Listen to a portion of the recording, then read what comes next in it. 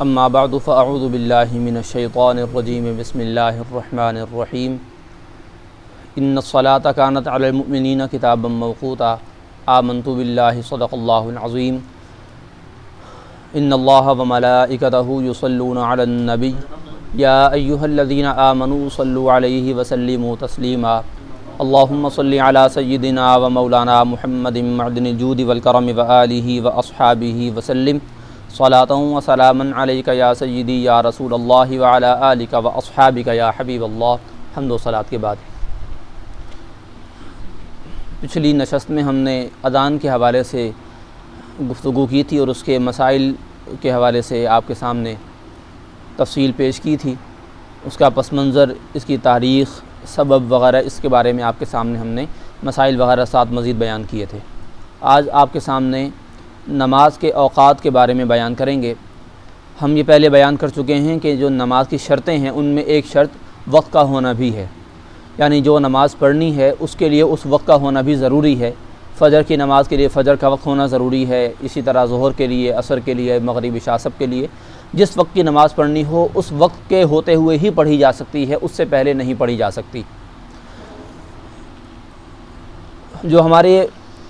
اہل سنت کے چار مشہور مذاہب ہیں، جو رائج مذاہب ہیں، حنفی ہیں، شافعی ہیں اور مالکی ہیں، حنبلی ہیں، ان میں جو شوافع ہیں ان میں بعض اوقات یہ بحث چھڑتی ہے کہ جو اذان ہے فجر کی بالخصوص وہ وقت سے پہلے بھی دی جا سکتی ہے، اگرچہ ان کی حدیث، ان کے پاس جو ہے حدیث ہے اس کے استدلال کے لیے، اس کے دلیل کے طور پر، لیکن بہرحال صحیح بات یہی ہے جو تحقیق سے ثابت ہوتی ہے اور تمام علماء نے اسی کو اختیار کیا ہے حنفیہ کے، وہ یہی ہے کہ جب تک وقت نہ ہو اس کے بغیر نماز ہو ہی نہیں سکتی۔ اور جس حدیث شریف سے شوافع نے استدلال کیا ہے، دلیل حاصل کی ہے، وہ حدیث دراصل ایک غلط فہمی پر مبنی ہے، اور اسی حدیث کے ساتھ ساتھ ایک اور حدیث بھی موجود ہے جو اسی حدیث کی تردید بھی کر دیتی ہے۔ یعنی جس صحابی سے غلطی سے وقت سے پہلے اذان ہو گئی تھی، انہوں نے اذان دے دی تھی، تو اسی کے ساتھ ساتھ اسی وقت کی بات ہے کہ ایک اور صحابی نے بعد میں وقت کے اندر اذان دی تھی اور وہ اذان باقاعدہ شرعی اذان شمار کی گئی تھی۔ وجہ کیا ہے کہ وقت کے ساتھ ہی یہ خاص ہے؟ دیکھیے کہ اللہ تعالیٰ نے قرآن مجید میں خود ارشاد فرمایا کہ نماز کو مومنوں پر وقت مقررہ کے اندر ہی فرض کیا گیا ہے۔ اور دیکھیے کہ جب نماز کا ایک نام مقرر ہے، خاص ہے، جیسے فجر کا نام ہے، اب فجر کس کو کہتے ہیں؟ فجر کا لفظی معنی ہے پو پھٹنا، یعنی صبح کا ایسا وقت جس میں سورج بالکل نکل رہا ہو، لیکن نکلنا بھی ایسا کہ اس کا سرا باہر نہ نکلا ہو لیکن اس کی روشنی پھوٹنا شروع ہو گئی ہو۔ فجر ایسی روشنی کو کہتے ہیں۔ اب چونکہ یہ جو فجر کی نماز ہمارے لیے مقرر کی گئی ہے، وقت مقرر کیا گیا ہے، تو یہ فجر کا نام اسی وقت کے ساتھ ہی صادق آتا ہے، اس کے آگے پیچھے صادق نہیں آتا۔ جیسے صبح صادق ہے، صبح صادق ہی فجر کا وقت ہوتا ہے، صبح کاذب سحری کا وقت ہوتا ہے، تو فجر سے پہلے اذان دینا ممکن ہی نہیں ہے فجر کی۔ ہاں، اگر کوئی تہجد کے لیے اذان دینا چاہے، جہاں پر یہ باقاعدہ رواج ہوتا ہے وہاں پر اذان باقاعدہ دی جاتی ہے، اور اچھی بات ہے اگر جہاں پر دی جائے، لیکن اگر جہاں پر اس وجہ سے کوئی خدا نخواستہ کسی بھی وجہ سے عوام شرعی اعتبار سے عذر ہو، یعنی ایسا عذر ہو، کوئی پریشانی لاحق ہو عوام کو کہ جس کو شریعت نے بھی منع کیا ہو، تو وہاں پر اس طرح اعلان اذان نہ دی جائے، لیکن ویسے لوگوں کے اندر ترغیب خود ہونی چاہیے۔ تو اگر کسی نے تہجد کی اذان دی ہے تو وہ تہجد ہی کی شمار ہوگی، اس کے ساتھ ساتھ فجر کی نماز نہیں پڑھی جا سکتی بلکہ فجر کے لیے الگ سے دینی پڑے گی۔ اسی طرح ظہر ہے، ظہر کا مطلب یہ ہے کہ سورج دن میں اس حالت پہ آ جائے کہ بالکل درمیان سے تھوڑا سا آگے ہو جائے، اس کو شرعی اعتبار سے زوال کا وقت کہتے ہیں، لیکن ہمارے عرف کے اندر، ہمارے ہاں عام زبان کے اندر زوال کا وقت وہ ہوتا ہے کہ جس کے اندر نماز کو مکروہ قرار دیا گیا ہے شرعی اعتبار سے، تو ہمارے ہاں اس کو زوال کا وقت کہا جاتا ہے۔ زوال کا مطلب ہوتا ہے ڈھلنا، یعنی ایک جگہ ٹکا رہا، اس سے تھوڑا سا آگے بڑھ گیا، یعنی جہاں پر اس نے ڈوبنا ہے اس جانب وہ ہلکا سا بڑھ گیا، اس کو زوال کہتے ہیں، ڈھل گیا، یعنی کہ وہ بالکل جو سیدھ تھی اس سے تھوڑا سا آگے ہو گیا، ڈھلنے کی طرف جا رہا ہے، تو وہ ڈھلنا اس کو کہا جاتا ہے۔ تو شرعی اعتبار سے زوال یہ ہوتا ہے، لیکن ہمارے ہاں عرف عام کے اندر زوال کا وقت وہ مطلب ایک رائج ہو گیا، مشہور ہو گیا کہ جس میں نماز پڑھنا مکروہ ہے، ورنہ شرعی اعتبار سے جو ایسا وقت ہے جس میں نماز پڑھنا مکروہ ہے اس کو نصف النہار کہا جاتا ہے شرعی اعتبار سے۔ پھر اسی طرح ظہر، اب آپ کو بتایا کہ تھوڑا سا جب ڈھل جاتا ہے اس کو اصلاً ظہر کا وقت وہاں سے شمار ہوتا ہے، وہاں سے شروع کیا جاتا ہے۔ عصر ہے، اب عصر کا لفظی معنی ہے نچوڑنا اور نچوڑنا دونوں طرح اس کا معنی ہے، لازم اور متعدی دونوں ہیں۔ اب اس کا مطلب کیا ہے، یعنی یہاں پر نماز کے ساتھ اس کا کیسے معنی بنتا ہے، وہ یوں ہے کہ جب سورج اپنے اختتام کی طرف جا رہا ہوتا ہے، عصر کا وقت ایسے ہوتا ہے کہ اس کے اندر ساری گرمی نکل چکی ہوتی ہے، سورج کی تپش جو ہوتی ہے، حرارت جس کو باقاعدہ حرارت کہا جاتا ہے، ٹیمپریچر، وہ بہت زیادہ لو ہو چکا ہوتا ہے، گویا سورج پورے دن کی گرمی ہمیں پہنچا کر اب گویا نچوڑ رہا ہے۔ تو اس طرح اب وہ عصر کا وقت یوں ہمارے لیے بن گیا، یہ معنی اس طرح بن گیا۔ مغرب کا دو معنی ہیں، ایک معنی ہے غروب ہونے کی جگہ اور غروب ہونے کا وقت۔ اب جب سورج غروب ہو رہا ہوگا، یہاں پر وقت کے معنی میں ہے کہ جب سورج غروب ہو رہا ہو تو جیسے غروب ہو جائے وہی وقت ہماری نماز کا ہوگا۔ اسی طرح عشاء ہے، عشاء رات کے وقت کو کہتے ہیں کہ جس وقت عام طور پر کھانا کھایا جاتا ہے، جو ہمارے زمانے میں بھی ہے اور پہلے بھی ایسا ہی ہوتا تھا کہ وہی وقت ایک خاص ہوتا تھا کہ اس وقت میں کھانا کھایا جاتا تھا، تو وہی وقت اللہ تعالیٰ نے ہماری نماز کے لیے مقرر فرما دیا۔ عربی کے اندر عشاء نماز کے وقت کو کہتے ہیں، اور عشاء عین کے زبر کے ساتھ کھانے کو کہتے ہیں، رات کے کھانے کو کہتے ہیں، ڈنر کو۔ جیسے آپ نے اکثر سنا ہوگا کہ جی فلاں وی آئی پی کوئی وہ شخصیت ہے، پرسنالٹی ہے، اس کو عشائیہ دیا گیا، تو وہ عشائیہ وہی عربی کے لفظ عشاء سے ماخوذ ہے، منقول ہے کہ جی عشاء کا لفظی معنی ہے کھانا، رات کا کھانا۔ تو یہ اوقات ہیں جو اللہ تعالیٰ نے مقرر فرمائے، آپ علیہ الصلوۃ والسلام نے اسی کے مطابق عمل کیا۔ جو اذان دی جائے گی وہ وقت کے اندر ہوگی، خدا نہ خواستہ وقت سے پہلے کسی نے بھول کر بھی اذان دے دی، وہ اذان شمار نہیں کی جائے گی شرعی اعتبار سے۔ اسی ضمن میں یہ مسئلہ بھی سماعت کر لیں کہ جیسے رمضان کریم ابھی گزرا ہے، اللہ تعالیٰ ہم سب کو بار بار عطا فرمائے، اگر سحری کا وقت ختم ہوا، گمان یہ کیا کہ ختم ہو چکا ہے، فجر کا وقت شروع ہو چکا ہے اور پہلے اذان دے دی، بعد میں اندازہ ہوا کہ نہیں وقت تو شروع نہیں ہوا تھا اور سحری کا وقت ختم نہیں ہوا تھا، پہلے غلطی سے دے دی گئی، اب اس کے بعد لازم ہے کہ جب وقت شروع ہوا ہے دوبارہ اذان دی جائے نماز سے پہلے۔ یعنی اگر نماز کے بعد کسی کو اندازہ ہوا یا پتہ چلا تب تو اذان کی ضرورت نہ رہی، لیکن یہ ہے کہ اگر اذان خدا نہ خاصہ غلطی سے وقت سے پہلے دے دی گئی اور نماز سے پہلے پتہ چل گیا تو فوراً پھر اذان دے دیا، اذان کے بعد ہی نماز پڑھی جائے، یہ ضروری ہے۔ جیسے ہم نے پچھلی مرتبہ بیان کیا تھا کہ اذان کا ویسے بنیادی جو شرعی حکم ہے، اس کی حیثیت ہے، وہ سنت مؤکدہ کی ہے، لیکن یہ چونکہ شعائر اسلام میں سے ہے، اس لیے اس کو دینا بہرحال ضروری اور لازم ہے۔ تو اگر خدا نہ خواستہ ایسی غلطی ہو جائے تو دوبارہ اذان دی جائے جو وقت کے اندر ہو، اس کے بعد نماز پڑھی جائے گی۔ اب نماز کے ہم جو مختصر فرائض ہیں اس کے بارے میں آپ کے سامنے بیان کر دیں، اور جو نماز کے واجبات ہیں اس کے جیسے ہم پہلے بھی اس کا ایک حصہ بیان کر چکے ہیں، اس کے بارے میں آپ کے سامنے مختصراً اور احادیث کی روشنی میں آپ کے سامنے بیان کر دیتے ہیں۔ نماز کا آغاز تکبیر تحریمہ سے، یہ سنت متواترہ سے ثابت ہے، اور قرآن مجید میں بھی اشارتاً یہی بات کی گئی ہے، سورہ مدثر کے اندر وَرَبَّكَ فَكَبِّرْ، کہ آپ اپنے رب کے نام کے ساتھ، آپ کے رب کی قسم، بس آپ تکبیر کہیے، وَرَبَّكَ فَكَبِّرْ، ہاں آپ اپنے رب کے نام کے ساتھ تکبیر کہیے۔ تکبیر اللہ تعالیٰ کے نام کے ساتھ ہے، اللہ اکبر کہنا یہ تکبیر کہلاتا ہے۔ تو یہ اشارہ اس طرف ہے کہ جی جب ہم اللہ تعالیٰ کی عبادت شروع کریں کوئی بھی، تو اس کا آغاز تکبیر سے ہونا چاہیے، اور چونکہ نماز سب سے بڑی عبادت ہے، اعمال میں سب سے افضل عمل ہے، اس لیے نماز کا آغاز بھی تکبیر سے ہونا چاہیے۔ اور اس کے بارے میں آپ علیہ الصلوۃ والسلام کی بے شمار احادیث ہیں کہ جب بھی آپ علیہ الصلوۃ والسلام نے نماز شروع فرمائی، آپ علیہ الصلوۃ والسلام نے اللہ اکبر ہی کہا ہے، یہ ہمیشہ سے آپ علیہ الصلوۃ والسلام کا طریقہ رہا ہے۔ اس کے بعد جب قرأت کی جائے گی، قرأت کے بارے میں یہ یاد رکھیے، ہم نے پہلے بھی اس کے بارے میں بیان کیا تھا، ریپیٹ کر رہے ہیں کہ قرأت کی دو طرح کی حیثیت ہے، یا دو طرح کے اس کے طریقے ہیں۔ ایک قرأت فرض ہے، یعنی قرأت وہ قرآن مجید میں کہیں سے بھی ہو جائے وہ فرض ہے، اس کے بغیر نماز بالکل ہوتی ہی نہیں ہے۔ اور ایک قرأت وہ ہے کہ جو واجب ہے۔ فرض قرأت کون سی ہے؟ اگر کوئی بندہ نماز پڑھے اور اس میں سورہ فاتحہ، اس میں جو سورہ فاتحہ یہ واجب ہے اور مطلق قرأت کرنا فرض ہے۔ مثال کے طور پر اگر کسی نے سورہ فاتحہ نہ پڑھی، قرآن مجید میں کہیں سے کچھ پڑھ لیا، سورہ کوثر پڑھ لی، سورہ اخلاص پڑھ لی، سورہ فاتحہ پڑھی ہی نہیں، تو اس کی نماز بنیادی طور پر ہو جائے گی لیکن ناقص رہے گی، اور ایسی ناقص ہے کہ اس کا ثواب پورا نہیں ملے گا، اور جان بوجھ کر اگر اس نے دوبارہ نہ پڑھی تو گناہ گار بھی ہوگا۔ لا علمی میں اس نے اگر ایسا کر لیا تو گناہ گار تو نہیں ہوگا، لیکن نماز بہرحال اس کی ادھوری اور نامکمل رہے گی، اور خدا نہ خواستہ اگر جان بوجھ کر کرے گا تو نماز ہی نہیں ہوگی سرے سے، یہ بھی یاد رکھیے۔ اگرچہ مطلق قرأت جو فرض ہے وہ ادا ہو گیا، لیکن جان بوجھ کر چھوڑنے سے اس کی نماز پھر نہیں ہوگی، غلطی سے کر لیا یا بے توجہی ہو گئی تو خدا نہ خواستہ اگر ایسا ہوا تو اس سے نماز بہرحال بنیادی طور پر فرض ادا ہو جائے گا، اور بعد میں جیسے اس کو پتہ چلے، اس کو احساس ہو، تو فوراً وہ نماز دوبارہ پڑھے گا۔ سورہ فاتحہ پڑھنا یہ بخاری شریف اور مسلم شریف بلکہ سیاستہ اور دیگر بہت سارے احادیث کی کتب میں یہ حدیثیں موجود ہیں کہ آپ علیہ الصلوۃ والسلام نے جب نماز پڑھی، آپ نے سورہ فاتحہ پڑھی اور اس کے ساتھ کوئی اور سورت ملائی، یہ آپ علیہ الصلوۃ والسلام کا ہمیشہ سے معمول رہا۔ تو یہ نماز کے ساتھ نماز میں اتنی قرأت کرنا مزید واجب ہے سورہ فاتحہ کے ساتھ، کہ جس سے نماز جو حدیث شریف کے مطابق ہے کہ اس کی مقدار کم سے کم 3 چھوٹی آیات یا 2 اور ایک ایسی بڑی آیات جو ان 3 کے برابر ہو جائیں، یعنی ایک آیت اتنی بڑی ہے کہ وہ 3 چھوٹی آیات کے برابر ہو جائے، نماز ہو جائے گی۔ جیسے آیت الکرسی ایک پوری آیت 3 چھوٹی آیات کے برابر ہے۔ آیت مداینہ جو سورہ بقرہ میں یا ایھا الذین آمنوا اذا تداینتم بدین الی اجل مسمی فاکتبوہ، یہ آیت ہے قرآن مجید کی سب سے طویل آیت ہے، 15-16 لائنوں کی آیت ہے۔ اب یہ ظاہر ہے کہ 3 سے زیادہ آیتوں کے برابر ہے، اس لیے یہ آیت بھی پڑھ لی تو بھی ہو گئی۔ اگر چھوٹی چھوٹی آیتیں پڑھی ہیں تو وہ کم سے کم 3 ہونا ضروری ہیں۔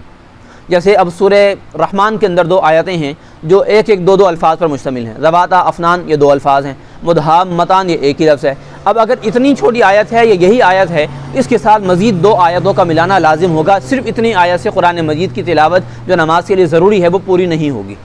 جو ضرورت ہے وہ پوری نہیں ہوگی۔ 3 آیتیں کم سے کم جو چھوٹی ہیں وہ پڑھنا ضروری ہوگا۔ اسی کے ساتھ یہ بھی آپ سمجھ لیجئے کہ جو حدیث شریف ہے کہ علم حاصل کرنا ہر مسلمان مرد اور عورت پر ضروری ہے، اس سے یہ مسئلہ بھی سمجھ میں آتا ہے کہ اتنا قرآن مجید یاد ہونا ضروری ہے کہ جس سے نماز ادا ہو سکے، کیونکہ نماز فرض قطعی ہے۔ پورا قرآن مجید یاد کرنا یہ فرض نہیں ہے، چاہے جائے کہ فرض قطعی ہو۔ تو اتنا قرآن مجید یاد ہونا ضروری ہے کہ جس سے نماز ہماری ہو سکے۔ سورہ فاتحہ ضروری ہے، اس کے ساتھ آپ کم سے کم سورہ کوثر تو یاد کریں، یعنی جن کو یاد نہیں وہ سورہ کوثر کم سے کم یاد کریں۔ 3 آیات ہیں، اس سے نماز ہو جائے گی۔ پھر مزید کوشش کریں مزید صورتیں یاد کر لیں، کم سے کم جو قرآن مجید کی آخری 10 چھوٹی صورتیں ہیں، سورہ فیل سے لے کر سورہ ناس تک، یہ صورتیں لازماً یاد ہونی چاہیے تاکہ ان کو بدل بدل کر قرآن مجید کو نماز میں پڑھا جائے، اور جتنا حسب توفیق زیادہ سے زیادہ قرآن مجید کو یاد کیا جا سکے یاد کیا جائے، قرآن مجید میں اس کو پڑھا جائے، اس کو نماز میں پڑھا جائے۔ یہ نماز میں قرأت کا مسئلہ، اور یہ حدیث شریف سے آپ کو ہم نے ثابت کر دیا، بیان کر دیا کہ احادیث طیبہ سے کثیر احادیث ہیں، مروی ہے، ثابت ہے، منقول ہے، اور اس میں کسی قسم کا کوئی اختلاف نہیں ہے کسی بھی امام کے ہاں کہ قرآن مجید میں نماز میں قرآن مجید کی مزید آیاتیں ملانا سورہ فاتحہ کے ساتھ یہ لازم اور واجب ہے۔ پھر اس کے بعد رکوع ہے۔ اب رکوع میں جاتے ہوئے احناف کا طریقہ کار یہ ہے سنت کے مطابق کہ نماز میں جاتے ہوئے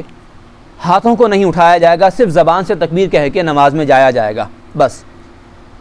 نماز میں احناف کے نزدیک سنت طریقہ یہ ہے کہ سوائے تکبیر تحریمہ کے نماز میں کسی بھی جگہ پر ہاتھوں کو نہیں اٹھایا جائے گا،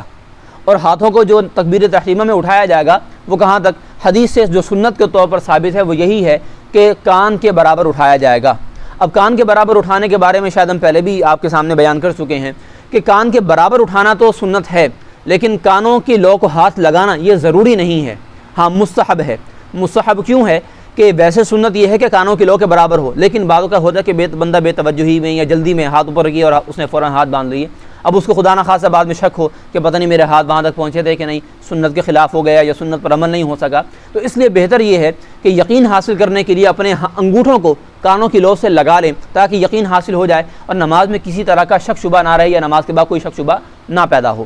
کوئی وہم پیدا نہ ہو، کوئی خیال پیدا نہ ہو۔ تو اس لیے لگا لینا چاہیے، نہ بھی لگائیں لیکن اتنا اندازہ ہو کہ بھائی میرے ہاتھ جو ہیں وہ کانوں کی لو کے برابر پہنچ چکے ہیں، یا انگوٹھے بالخصوص، تو اس کے بعد آپ اپنے ہاتھ باندھیں۔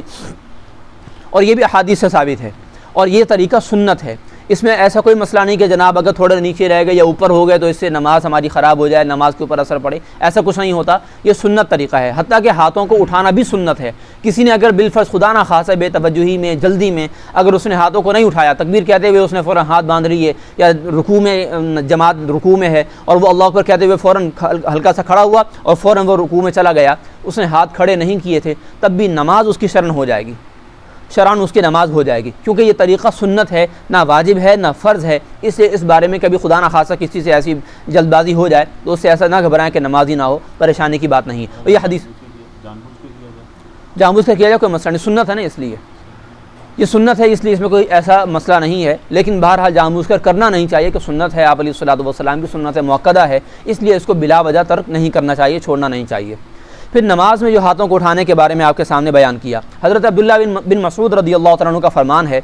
کہ 7 ایسے مقامات ہیں کہ ان کے علاوہ کسی بھی عبادت میں ہاتھ اٹھانا یہ مشروع نہیں ہے،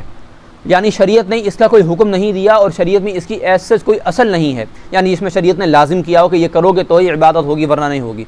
اور اس میں آپ نے یہ بتایا کہ صرف نماز شروع کرتے ہوئے تکبیر تحریمہ کہتے ہوئے اپنے ہاتھوں کو اوپر لے کے جانا یعنی اٹھانا، اس کے علاوہ نماز کے کسی مقام پر انہوں نے ذکر نہیں کیا۔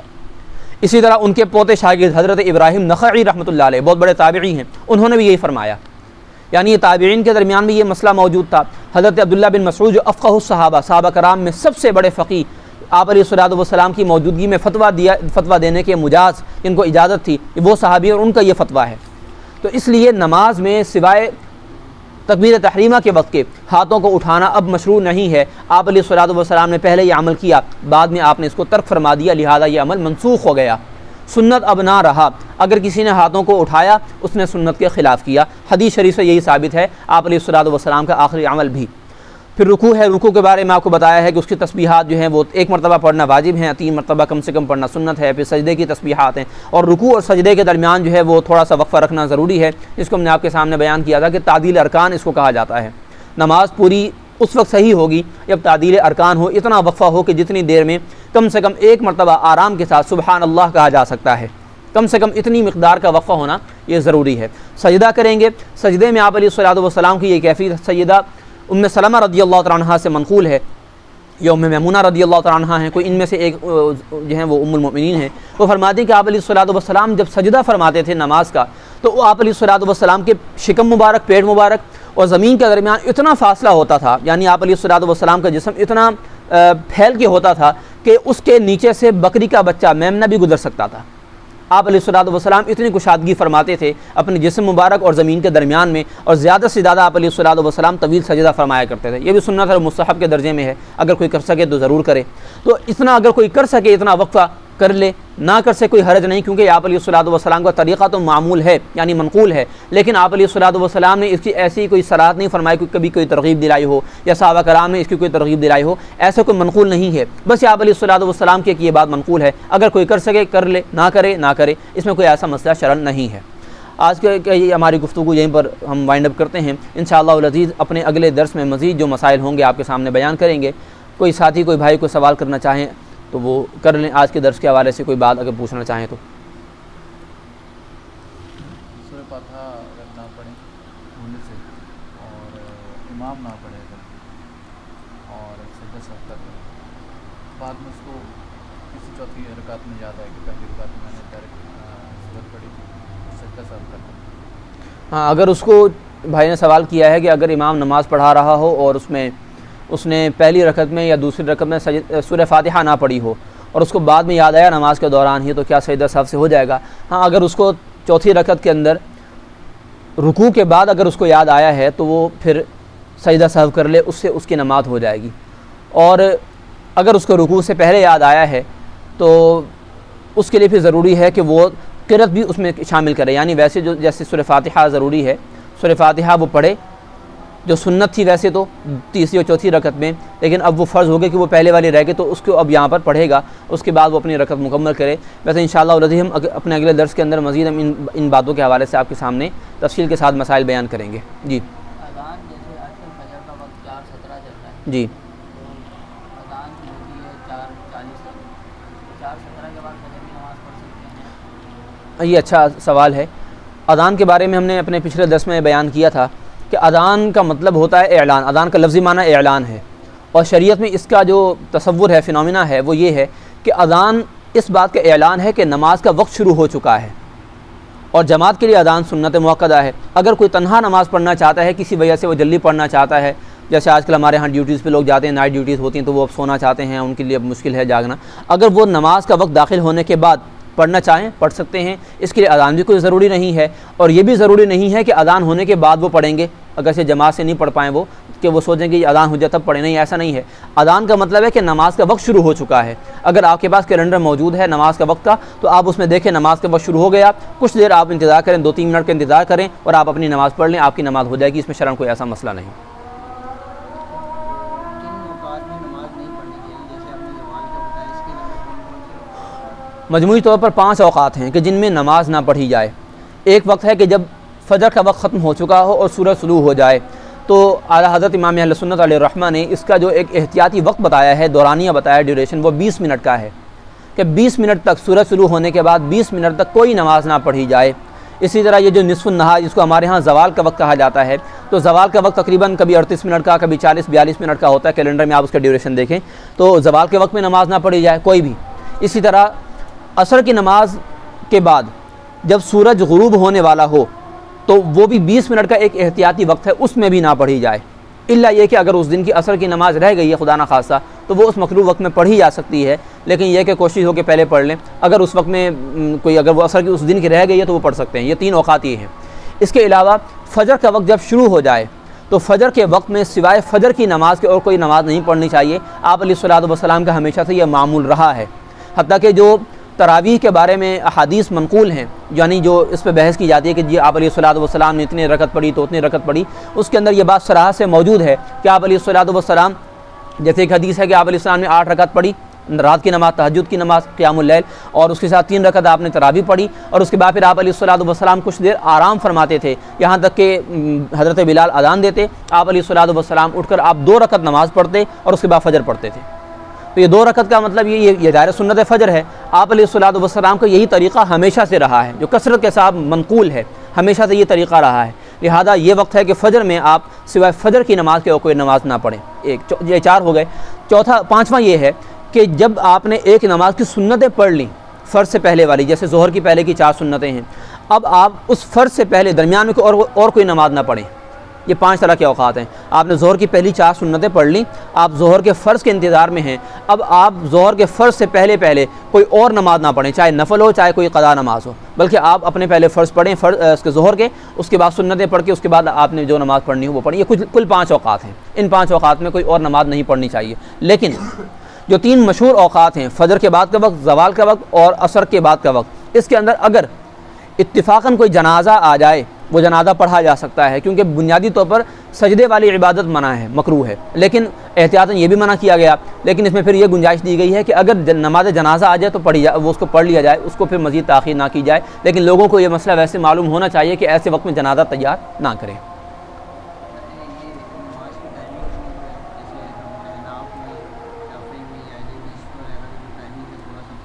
جی جی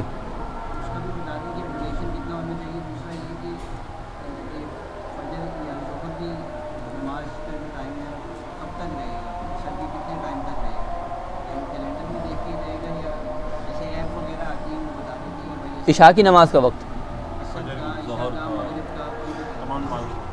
اب بس میں ہے یہ تفصیلی تو آج چونکہ وہ وقت نہیں ہے، انشاءاللہ ہم اگلے میں اس کو بیان کریں گے، آپ کو تفصیل کے ساتھ اس کا وقت معلوم کرنے کا طریقہ بھی آپ کو انشاءاللہ بیان کر دیں گے کہ شریعت نے ہمیں اس کا یا علماء نے ہمیں اس کا کیا طریقہ بتایا ہے اور احادیث میں یہ کس طرح پہچانا جاتا تھا وقت۔ تو انشاءاللہ ہم اگلے درس میں آپ اس کو یاد رکھیے گا، سوال دوبارہ کیجیے گا، آپ کو ہم انشاءاللہ تفصیل کے ساتھ بیان کر دیں گے۔ اللہ تعالی ہم سب کا حامی و ناصر ہو۔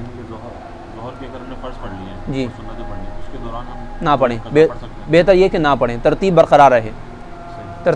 رہے۔ اگر آپ نے کوئی اور نماز پڑھ لی تو پھر آپ کو یوں سمجھیں کہ ترتیب ساقط ہو گئی، اب آپ کے لیے وہ سنت جو ہے وہ اس کی آپ نے ترتیب خراب کر دی، تو اس ترتیب کو خراب نہ کیجیے، بلکہ آپ اس کے بعد پڑھیے۔ 2 رکعت تو سنت ہوتی ہے، اس لیے بعد میں پڑھ لیا ہے۔ وما علیہ الا البلاغ المبین۔